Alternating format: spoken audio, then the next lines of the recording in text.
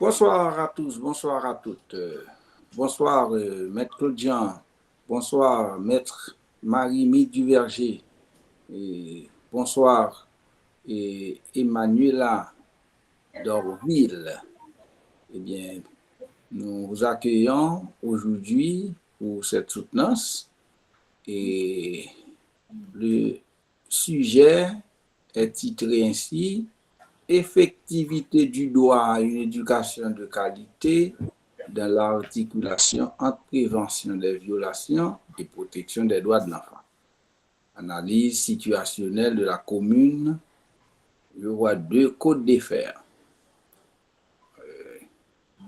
Eh bien, le jury est composé de Maître Marie-Mie Duverger en sa qualité d'encadreur ou d'encadreuse, de Maître Claude Jean en sa qualité de rapporteur et votre serviteur Nelson Sylvestre en qualité de président.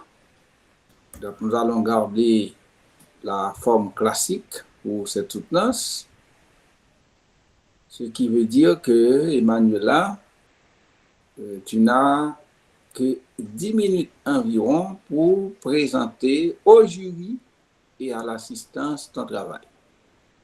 Donc, tu as la parole. Merci, Monsieur le Président, de m'avoir accordé la parole.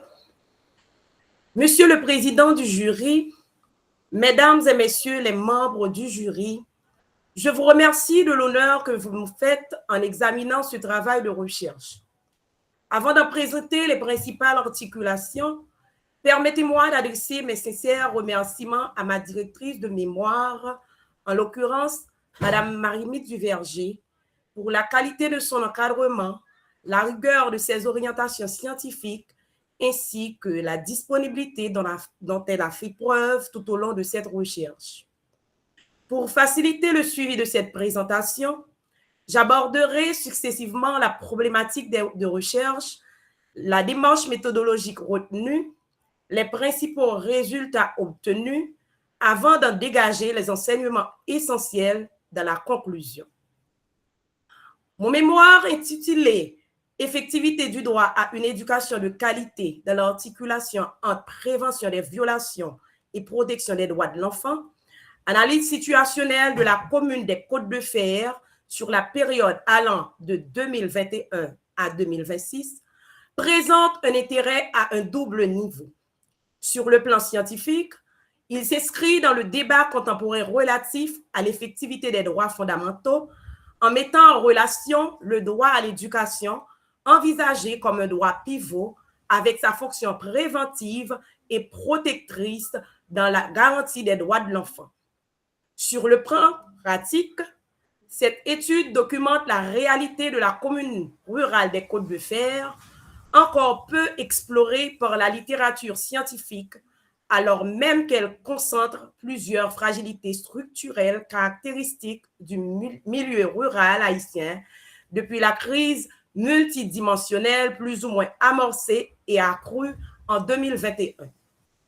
Dans ce contexte, il convient à présent de présenter la problématique. Nous savons que le droit à l'éducation est consacré par la Constitution haïtienne de 1987 amendée, ainsi que par plusieurs instruments internationaux ratifiés par l'État haïtien, notamment le Pacte international relatif aux droits économiques, sociaux et culturels et la Convention relative aux droits de l'enfant. Toutefois, cette consécration juridique ne suffit pas à elle seule à garantir son effectivité dans la réalité. C'est à partir de ce constat qu'a été formulée la problématique suivante. Dans quelle mesure l'effectivité du droit à une éducation de qualité constitue-t-elle un levier de prévention des violations et de protection des droits de l'enfant dans la commune des Côtes-de-Fer? L'hypothèse centrale de cette recherche postule que l'ineffectivité de ce droit résulte d'une discontinuité institutionnelle marquée, tandis qu'un accès réel effectif à une éducation de qualité constitue un véritable mécanisme de prévention et de protection des droits de l'enfant. L'objectif général consiste ainsi à analyser cette effectivité à la lumière du cadre théorique des 4A de Katarina Tomaszewski, qui sont la disponibilité, l'accessibilité, l'acceptabilité et l'adaptabilité.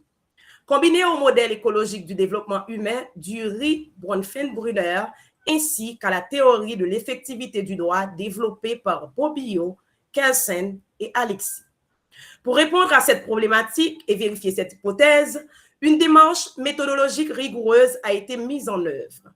Sur le plan méthodologique, cette recherche adopte une posture qualitative à visée herméneutique, complétée par un devis mixte convergent parallèle permettant de trianguler des données quantitatives, qualitatives et documentaires. Le terrain d'étude est la commune des Côtes-de-Fer située dans l'arrondissement de Bénin, département du sud-est d'Haïti, qui couvre environ 162 km² répartis en 6 sections communales. L'échantillonnage combine un choix raisonné par la composante qualitative et une méthode par grappe par la composante quantitative, soit un échantillon global de 90 participants comprenant des directeurs d'établissement, des enseignants, des parents et des élèves du 3e cycle fondamental. La collecte des données a mobilisé 4 instruments complémentaires, l'entretien semi-directif, l'observation directe, le questionnaire standardisé et l'analyse archivistique des registres scolaires. Les données qualitatives ont été traitées au moyen d'une analyse de contenu thématique dans le respect des exigences de validité et de fiabilité propres à la recherche scientifique. Sur le plan éthique, cette recherche a respecté les principes de Beauchamp et de Childress, notamment le consentement éclairé des parents, l'assentiment des mineurs, l'anonymisation des données et leur conservation sécurisée, conformément aux recommandations de l'UNESCO. Cette démarche méthodologique a permis de produire des résultats dont je vais maintenant vous produire les principaux enseignements. Les résultats de l'enquête réalisée auprès de 90 répondants révèlent une effectivité fragmentaire du droit à l'éducation dans la commune. Les résultats révèlent une effectivité partielle du droit à l'éducation.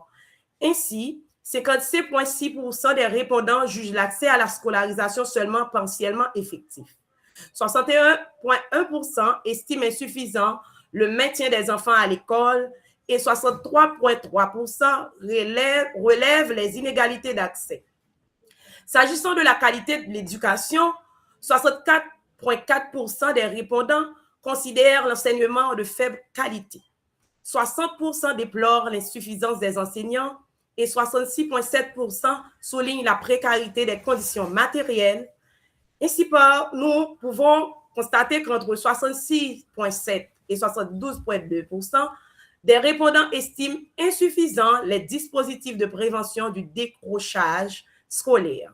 De même, entre 57,8% et 70% jugent limiter les mécanismes de protection des enfants, notamment en matière d'encadrement, de suivi des élèves vulnérables et de sécurité en milieu scolaire. Dans l'ensemble, ces résultats révèlent une dissonance persistante entre la normativité juridique et la praxis sociale, imputable à des facteurs endogènes et exogènes, notamment la précarité socio-économique des ménages et l'enclavement géographique de plusieurs sections communales endogènes, les insuffisances de gouvernance locale, l'absence d'écoles normales publiques communales et la faiblesse des inspections. Comme toute démarche scientifique, cette recherche présente certaines limites liées aux contraintes de terrain, notamment l'accessibilité de certaines sections communales, les réalités socio-économiques des populations enquêtées et les contraintes institutionnelles locales. De plus, étant circonscrite à la commune des Côtes-de-Fer sur la période de 2021 et 2026, elle ne prétend pas à une généralisation nationale.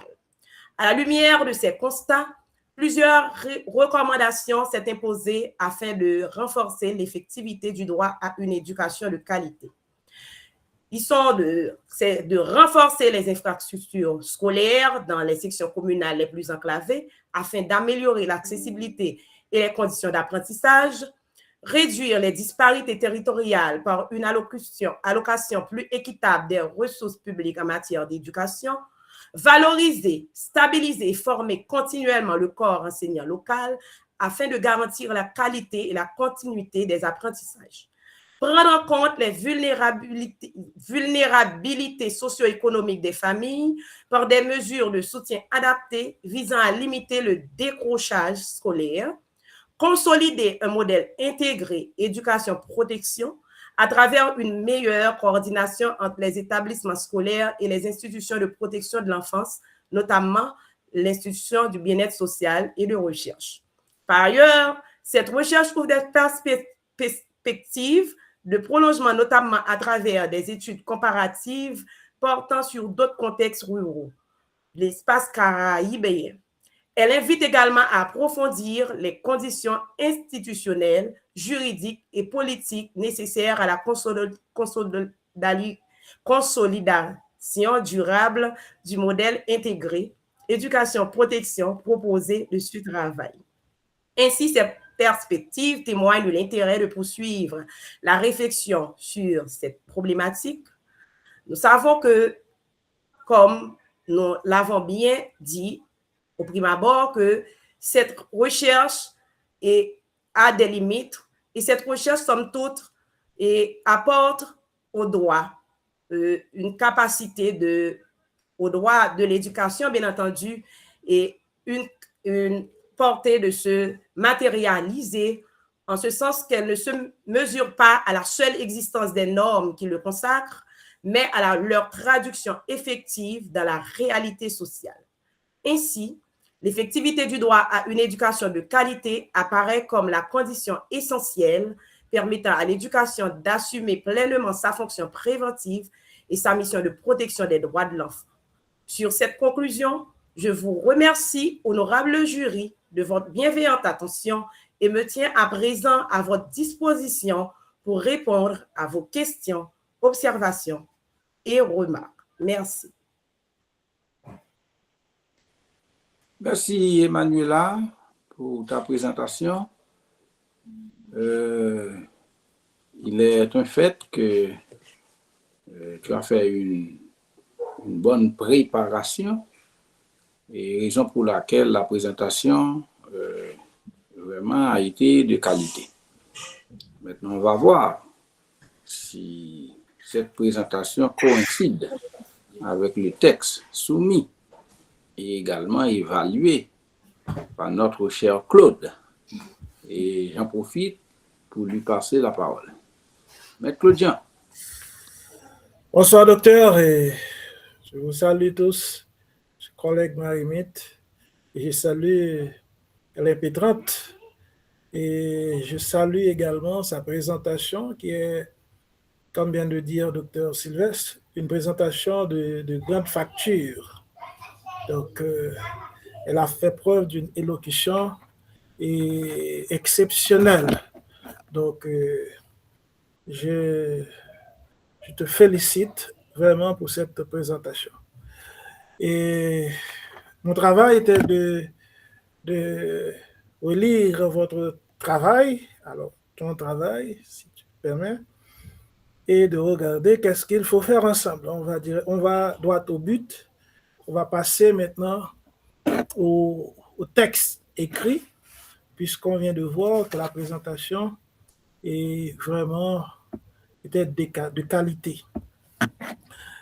On va dans le texte. D'abord, je t'invite à regarder la page de couverture parce que, à mon sens, l'IUS a donné un exemple de page de couverture qu'il faut suivre. Bon, je ne sais pas, mais le document dont je dispose, je ne pense pas que ça reflète totalement la forme préconisée par l'université. Donc, je t'invite à revoir la page d'exemple qu'on t'a donnée et de comparer avec ta page de couverture qui est présentée. Donc, ensuite, en fait, j'ai une préoccupation avec ton sujet, en fait, avec la longueur en fait, de ton sujet, effectivité du droit à une éducation de qualité dans l'articulation entre prévention des violations et protection des droits de l'enfant. Donc, je pense qu'on pourrait réduire tout ça. Et ensuite, on a analyse situationnelle de la commune de Côte-des-Fers de 2021 à 2026. Donc, je vois que c'est assez long comme sujet. Et bon, j'espère, j'aurais suggéré de revoir un peu la formulation afin de raccourcir un peu le sujet. Donc, on a l'effectivité des droits, etc. Et par la suite, 2 points. Donc, après 2 points, on s'attend à une énumération. Donc, je ne sais pas. Mais analyse situationnelle de la commune de Côte-des-Fers. Donc, je pense qu'il serait judicieux de parler de droit à l'éducation. Ensuite, droit à l'éducation, par exemple, bon, je dis n'importe quoi, on peut regarder après. Droit à l'éducation entre prévention et protection. Entre prévention et protection. Bon. Et puis, par la suite, un point, et puis analyse situationnelle. Donc, on va voir les droits, etc., protection et prévention. Ensuite, l'analyse situationnelle. Donc, on peut regarder l'effectivité vraiment dans l'introduction, dans les objectifs, dans les hypothèses, etc. On verra l'effectivité dans la question de recherche qui sera posée et on verra l'effectivité. Mais pour moi, le sujet est trop long. Ensuite, on va au remerciement. Remerciement et dédicace. Tu commences par remerciement et dédicace. Et tu commences par ce travail de recherche est chaleureusement dédié. Donc, tu commences par les dédicaces alors que tu disais remerciement et dédicace. Tu commences avec les dédicaces. Et pour terminer avec, alors, il y a quelque part, tu termines avec une salutation. Je salue tout particulièrement l'équipe IUS, virgule, les enseignants, virgule, les parents et les élèves de la commune de Côte-des-Fers. C'est l'IUS des Côtes-des-Fers, les enseignants, les parents et les élèves. Donc, je pense qu'il faut revoir ça, ce dernier paragraphe de ton remerciement et dédicace. Et remerciement et dédicace, au moins tu commencerais par les remerciements, et puis par la suite, tu prends les dédicaces, et tu n'as pas dit que tu allais faire des salutations. Donc, tu remercies, donc tu fais des salutations, c'est autre chose. Donc, je te conseille de revoir ça.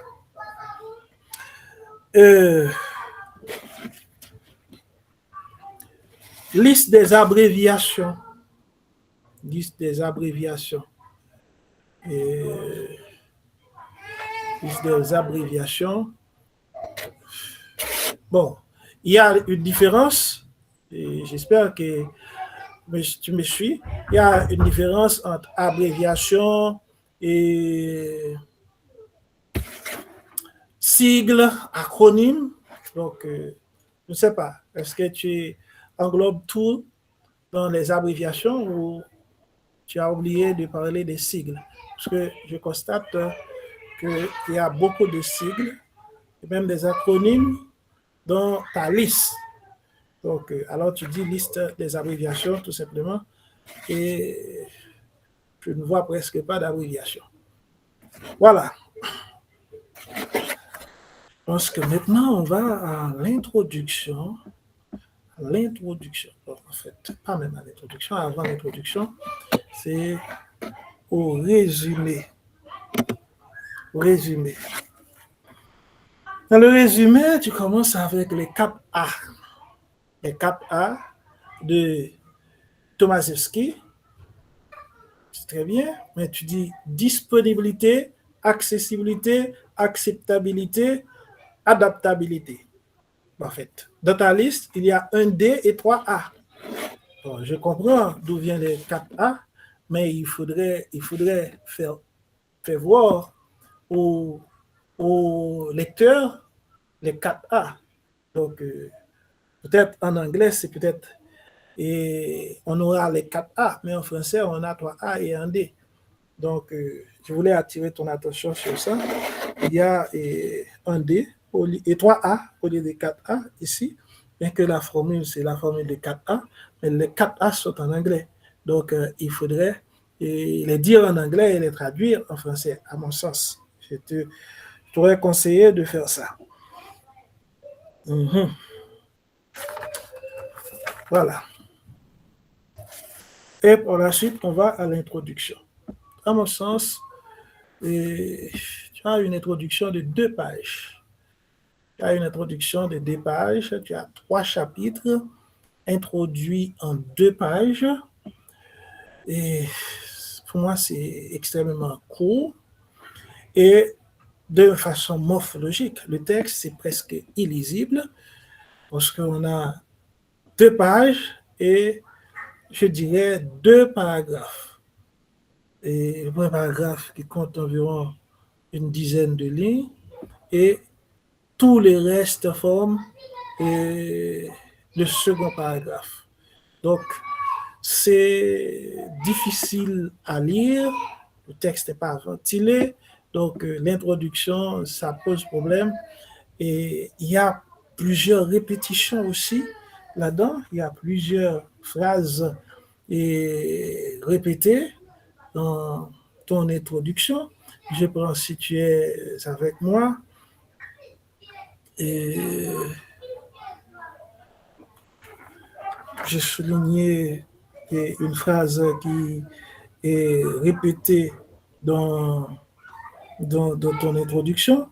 Donc, il y a, par exemple, dans le deuxième paragraphe, début du deuxième paragraphe, troisième et quatrième phrase, si tu as l'introduction, si tu as ton texte avec toi, par exemple, cette obligation juridique dépasse la simple incarnation législative pour exiger, etc., etc. Et tu retournes, la phrase suivante, c'est toujours cette obligation juridique dépasse la simple incarnation législative, etc. Donc, il y a plusieurs endroits dans ton texte où il y a des répétitions comme ça. Je ne sais pas pourquoi. Est-ce que c'est des copies-collées, copy-paste, comme on dit en anglais? Je ne sais pas pourquoi, mais il y a plusieurs répétitions comme ça dans ton texte. Il faut revoir le texte. Je te conseille même de revoir l'introduction complètement et de mieux répartir les paragraphes et de faire voir les différentes parties. Je dois voir facilement la question de recherche. Et je vais tout de suite, alors bien entendu dans ton exposé, tu as précisé ta question de recherche, mais lorsqu'on lit ton intro, donc c'est difficile de voir ta question de recherche, tes hypothèses et tes objectifs. Donc, je dois lire ça avec facilité dans ton introduction. Je dois lire ça avec facilité. Donc, je te conseille de mieux garnir l'introduction et de mieux répartir l'introduction. C'est-à-dire, le texte est trop compact. Donc, la lecture n'est pas facile, la lecture n'est pas donnée. Je te conseille de revoir ça. Ensuite, on va au... Bon. Il faut annoncer quand même l'annonce du plan. Donc, c'est vraiment compact, l'introduction. Donc, le travail s'articule autour de 3 chapitres thématiques. Et se termine là. Donc, ça se termine là. Donc, il y a un problème. Il faut revoir tout ça. Il faut retoucher l'introduction et que ça puisse être très lisible. Et très lisible, très compréhensible avec les différentes parties. Vous savez, tu as les différentes parties de l'introduction que tu as dans le Canva. Il faut les respecter. Il faut qu'on les lise clairement dans ton travail. Ensuite, les chapitres. Les titres des chapitres, pour moi, certaines fois, c'est problématique. État des lieux, par exemple, le chapitre 1er, état des lieux de la recherche. Donc, ça, c'est une formule. Donc, quand on va faire le premier chapitre, c'est de toute façon, on va faire l'état des lieux, on va faire ce qu'on appelle la revue de littérature. Donc, je pense qu'il faut formuler ça. On ne peut pas prendre des formules comme des titres de chapitres, des formules. Donc, ça est répété également dans le deuxième chapitre de ton travail. Je te suggère de revoir ça. Par exemple, il y a une section qui s'appelle Design de la recherche. Bon, ça pose vraiment, à mon sens, un problème. Ça pose un problème. En fait, pour l'équilibre du texte, je pense que ça peut aller, la répartition des chapitres en nombre de pages, etc., ça peut aller, mais je te conseille vraiment sur le plan de la forme, de revoir la structuration, la formulation des sections, l'organisation de l'introduction et l'intitulé des chapitres, etc. Donc, je te conseille à revoir tout ça sur le plan de la forme. Donc, au fond, je pense que tu as fait un peu le tour du sujet. Tu as fait le tour du sujet. Tu as étudié le phénomène, la question des droits et l'effectivité des droits des enfants, etc. Mais j'aimerais peut-être te poser la question, et pourquoi est-ce que c'est la commune des Côtes de Fer qui était le terrain d'étude pour ton travail, et en quoi est-ce que cette commune peut être,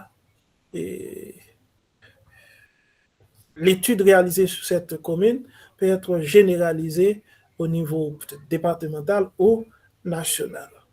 Donc, je termine mes observations avec ces deux petites questions pour toi, et je t'attends.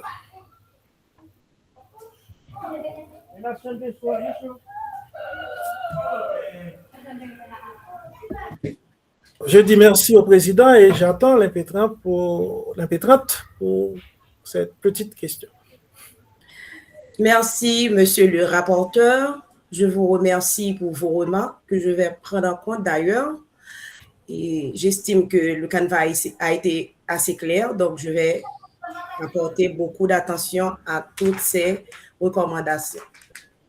Pour les questions posées, pourquoi la commune des Côtes de Fer a été choisie, c'est ça? Ouais. Donc, j'avoue que le Sud-Est, depuis bon nombre de temps, m'a beaucoup intéressé. Et donc, en venant aux Côtes de Fer comme étant une déplacée des zones métropolitaines, j'ai eu la possibilité de travailler dans des institutions scolaires et de développement d'enfants. J'ai pu comprendre que la commune des Côtes de Fer mérite un regard tout particulier parce en ce sens qu'elle est une commune de l'arrondissement de Bénin et présente des défis structurels et institutionnels. J'ai pu remarquer que il n'y avait pas vraiment des institutions étatiques de manière préventive et protectrice qui étaient représentées de manière à ce que s'il y a quelqu'un qui a un besoin en ce sens, vous pouvez vous diriger vers tel ou tel bureau. Et en tant qu'enseignante en milieu scolaire, j'ai pu remarquer que le fait d'avancer ce sujet-là donnera un peu un apport à la littérature scientifique concernant cette commune-là. Et pour la question en quoi ces travaux peuvent être généralisés sur le plan national, j'avais bien dit au niveau national que ce travail avait des limites puisque c'est circonscrit dans la commune des Côtes-de-Fer et il y avait d'autres limites comme les accès à certains documents et limites géographiques et autres qui nous ont quand même donné certaines limites. Donc, le travail peut être utilisé en termes de référence pour pouvoir orienter d'autres recherches et en ce sens qu'on peut l'utiliser et pour les communes et qui sont d'autres communes et du département ou bien d'autres communes, d'autres départements du pays, mais ça ne peut pas être généralisé parce que c'est circonscrit dans une commune bien spécifique et les données, j'estime, ne sont pas les mêmes dans toutes les communes. Merci. C'était là mes propos. Maître Jean? Oui, ça va. Je remercie l'étudiante, l'impétrante, pour sa réponse. Et je pense que je vais m'arrêter là pour mes remarques. Et je cède la place et je retourne le micro au président. Merci. Merci. Et j'ai apprécié la manière d'aborder l'évaluation du texte dans ses divers et différents compartiments. C'est ainsi qu'on évalue un texte. Et on évalue le texte pas pour fustiger l'auteur, mais pour faire voir à l'auteur l'intérêt d'améliorer son texte. D'autant plus que Emmanuela, comme auteur, aura un jour à présenter son travail aux autres. Donc c'est bien de faire les aménagements sollicités et recommandés par Maître Jean. Maintenant, tu as eu, Emmanuela, l'accompagnement de Maître Marine Duverger. Je vais passer la parole à Maître Duverger pour nous dire comment l'encadrement a été. Maître Duverger.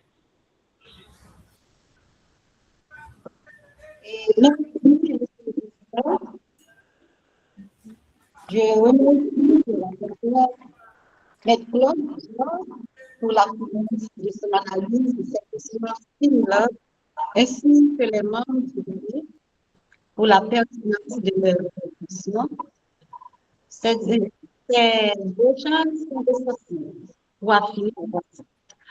En tant que secrétaire de ce élément, je souhaite apporter à présent ma discussion sur le parcours d'encadrement de l'animal en complément de l'analyse présentée par le rapport. Tout au long de l'enseignement, j'ai pu observer chez la candidate une capacité d'appropriation des théories mobilisées. Toutefois, concernant certaines des observations, je pense qu'elles touchent parfois à la personnalité même de l'étudiant, à son appropriation. Emmanuela a souvent préféré exploiter les pistes moins professionnelles et c'est justement cette audace qu'elle est aussi de l'intérêt du cinéma. C'est une étudiante sérieuse. Elle s'est manifestée dans la conduite de l'enquête de réellement réalisée dans une commune aux conditions d'accès difficiles et dans le respect des exigences éthiques des enfants mineurs, consentement parental, assentiment de contrat, anonymisation des données, etc. Toutefois, je révélais déjà des observations formulées par le rapporteur. Soyez assurés, chers collègues, médias, que ce plan particulièrement intéressant est l'apport d'éclairage précieux qui enrichit substantiellement la portée de ce travail. C'est pourquoi je demande fermement de continuer les qualités de ses critiques et de procéder à une bonne son œuvre. Monsieur le Président, je prends la parole pour la suite de la séance. Merci, Marie-Mite, pour ces propos. Je pense que ce ne sont pas uniquement des propos élogieux, c'est ce qui s'est passé.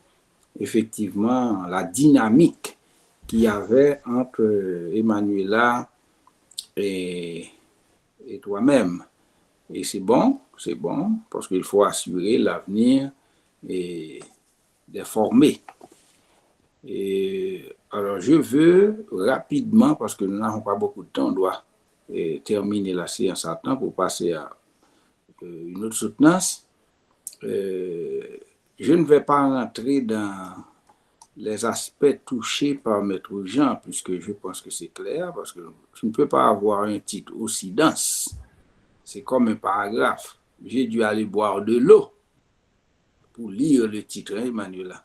Tu me dois une bouteille d'eau, hein? Mais une bouteille d'eau potable. Tu peux te relaxer, oui. Parce que c'est vraiment long. Il y a des expressions qui peuvent être évitées.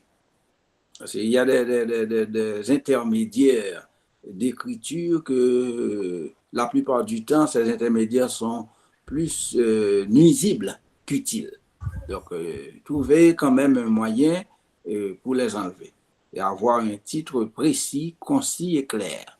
Les trois qualités d'un titre. Précision, en rapport avec la thématique. Concision, ne pas être long. La concision ne signifie pas être court. La concision signifie ne pas être lent. Si je te demande comment est-ce que tu t'appelles, tu ne peux pas me dire « Eh ». Non, il faut dire Emmanuel. Donc, c'est de ne pas être lent. Et puis, la clarté, c'est éviter des expressions dans une langue comme si tu avais voulu inventer à nouveau la langue française. Donc, c'est ça la clarté. Donc, il faut trouver un moyen d'avoir un titre plus acceptable. Maintenant, je vois 3 dimensions dans ton travail. Et pour les questions de forme, ça a été déjà soulevé par Maître Jean. Mais je vois des éléments intéressants dans ton travail parce qu'il y a un premier aspect, c'est la protection de l'enfance, si je ne m'abuse. Et je vois un deuxième aspect, c'est l'éducation, mais l'éducation de qualité. Et puis un dernier ressort, je vois le champ pour lequel tu veux bien avoir un diplôme, le droit.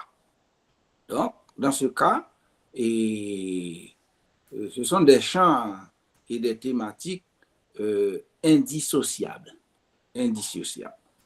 Parce qu'en réalité, la protection de l'enfance et l'éducation de qualité, les deux forment le socle du développement de l'enfant et également de l'exercice des droits fondamentaux de l'enfant.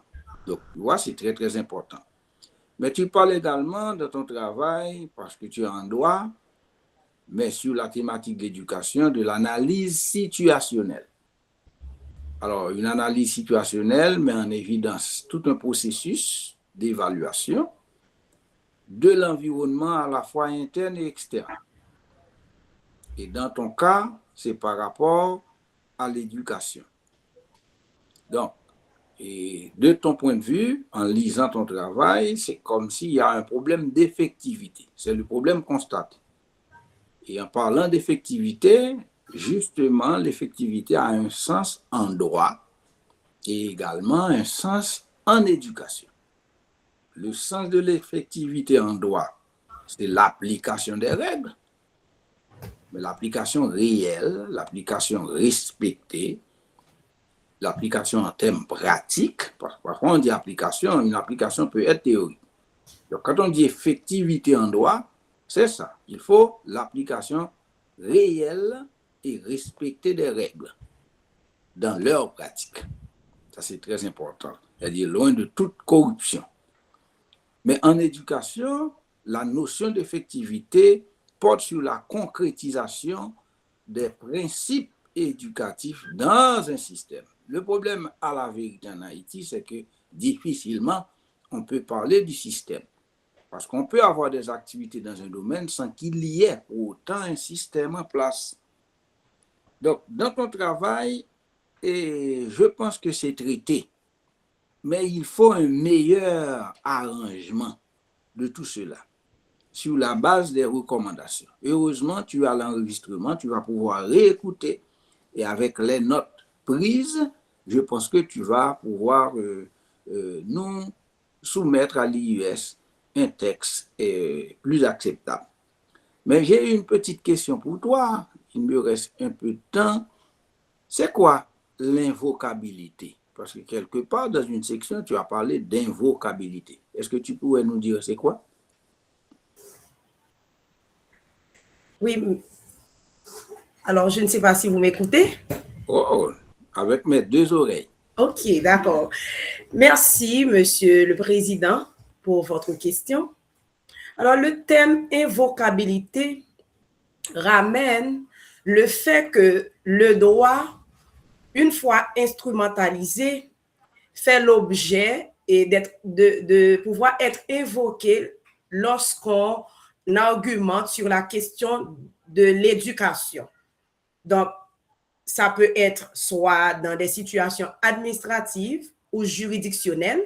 Donc, puisqu'on aborde une question qui a rapport à l'éducation, eh bien, on utilise les normes qui sont en rapport avec à l'éducation, qui est non seulement un droit fondamental, mais un droit constitutionnel, puisque c'est érigé dans notre loi mère.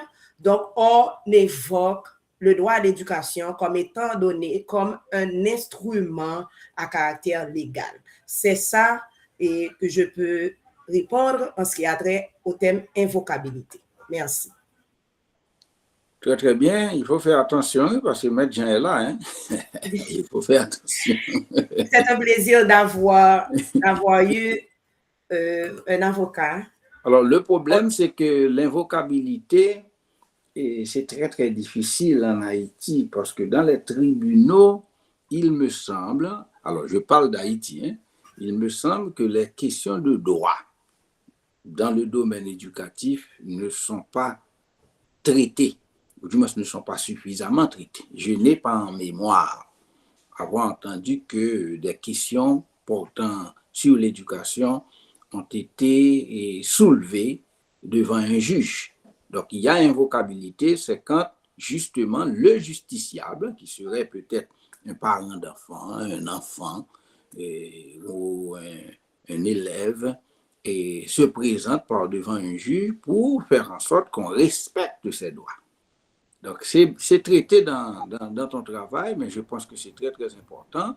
Et si ce n'est pas quelque chose habituel en Haïti, difficilement pour Côte de Fer.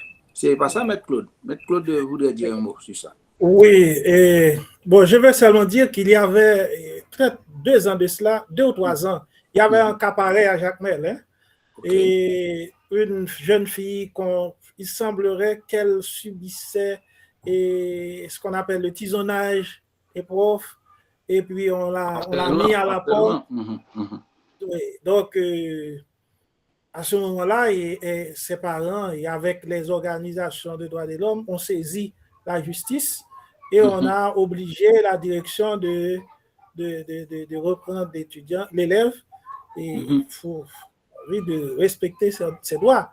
Donc, pour dire que c'est pas très usité, mais ça a existé. Donc, et ces droits ont été invoqués par devant une juridiction. Donc, il y avait ça, Jacmel. Voilà. C'est pas très longtemps. Ok, c'est bien. Merci pour les données. C'est rare, mais peut-être on a eu ce cas-là. Ok, très, très bien. Donc, ceci dit, c'est un travail intéressant, Emmanuela. Alors, il y a encore 5 minutes, et je veux attirer l'attention de l'auditoire. Et avec ces soutenances-là, il y a beaucoup à apprendre. Et, par exemple, quand j'ai insisté pour dire Maître Claude Jean, Maître Marie-Mie Duverger, je ne voulais pas parler de maître comme exercice de la profession d'avocat. Non. Maître Claude est dans le droit, c'est vrai, mais Maître Claude a le grade de Master 2. Marie-Mite a le grade de Master 2. Et les deux sont des doctorants.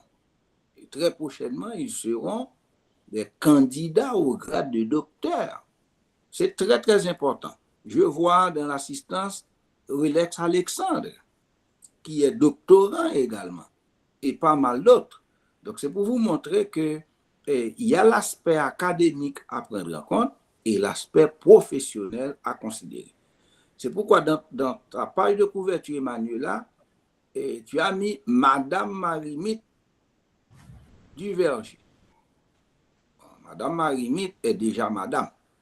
On le voit, on le sait.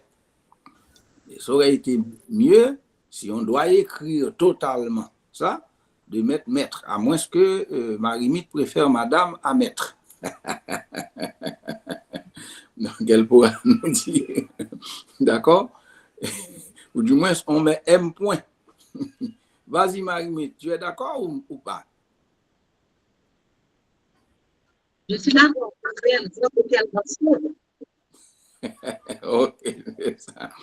Bon, et puis, autre chose rapidement, c'est que tu mets 2 côtes de fer. Quelle différence entre commune 2 côtes de fer et commune des côtes de fer? Merci encore, Monsieur le Président. Donc, je ne sais pas ce qui s'est passé avec le script, mais j'avais mis la commune des Côtes de Fer. Pourquoi? Okay. C'est parce que Côte de Fer, c'est un nom qui... Les Côtes de Fer, les côtes c'est au pluriel et c'est une zone qui se trouve au bord de la mer et ça s'écrit normalement avec un S. Okay. C'est un nom composé. Donc, tu as corrigé, c'est la commune des Côtes de Fer. Des Côtes de Fer. Parce que comme tu es en droit, on allait t'appeler au procès. Parce qu'il y avait des étudiants hier qui avaient mis des Côtes de Fer. Donc, si toi-même tu voulais changer les choses, moi-même, je suis là à vous suivre. Donc, ce que vous me dites, je dois savoir pourquoi. Eh bien, aurais-tu un dernier mot, Emmanuela, également Maître Duverger, Maître Jean, parce qu'on va mettre fin à la séance. Emmanuela. Merci, Monsieur le Président. Et justement, je tiens à exprimer ma sincère reconnaissance aux membres du jury pour leur présence et l'attention portée à ce travail. J'adresse également ma profonde gratitude à ma directrice de mémoire pour son accompagnement précieux. Ma famille, en particulier à mon mari, aux responsables et au corps professoral de l'Institut universitaire des sciences, à l'Institution chrétienne La Semence, à Madame Rose Tamaï Caprécile et spécialement au directeur de cette institution, en l'occurrence, M. Lisner Jean, et à toutes les personnes qui ont contribué, de près ou de loin, à la réalisation de cette recherche. Je ne peux pas terminer sans exprimer ma fierté d'avoir fait ce parcours avec l'Institut universitaire des sciences, parce que j'ai pu apprendre beaucoup de choses et puis entrer dans la réalité, de manière praxéologique dans la réalité et de certaines choses qui se font dans la commune des Côtes de Fer. Et j'avoue que c'était une très belle méthode et je remercie sincèrement tout le staff de l'IUS. Encore une fois, je vous dis un grand merci. Merci. Oui, Maître Claude. Bon, je tiens à féliciter Emmanuela et je veux te dire que tu as de l'éloquence et on attend des avocates comme toi à la barre parce que je vois qu'il y a une génération d'avocats et d'avocates très éloquents et éloquentes qui vont venir et je t'attends, je te souhaite du succès et peaufiner ton œuvre comme je te recommande et on t'attend. Merci. Merci, honorable. Merci, M. Jean. Eh bien, s'il n'y a plus rien à la barre, je déclare la séance de soutenance levée. Et puis, bon succès, Emmanuela. À très bientôt. Merci beaucoup, Monsieur le Président.